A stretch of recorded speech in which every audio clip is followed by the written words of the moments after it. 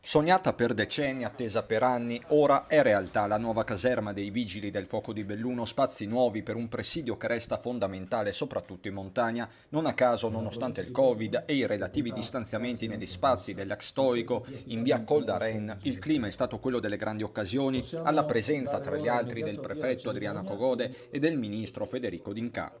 È un bel risultato per tutti, la collaborazione istituzionale ha funzionato, ora gli ultimi ritocchi li facciamo nei prossimi giorni e poi finalmente potremo partire a sprombattuto. Nel giorno della ricorrenza del Vajont a sottolineare il traguardo è anche il capo nazionale del corpo. Siamo riusciti dopo un periodo lungo, è vero, ma ad avere una caserma, una sede di servizio, come dovrebbe dirsi, degna di questo nome, degna di questa comunità che da sola si merita molto di più di quanto non ha avuto finora. Fatta la caserma, resta da trovare il comandante, una partita che non ha mancato nei mesi scorsi di sollevare polemiche, è lo stesso Dattilo a rassicurare sulla tempistica. E noi ci auguriamo entro l'anno di avere la nomina, di individuare un comandante anch'egli, come dire, all'altezza della complessità di questa provincia. E la caserma è destinata a diventare una vera e propria cittadella della sicurezza per l'intero bellunese. Qui si sta lavorando anche per fare la nuova sala operativa della protezione civile provinciale,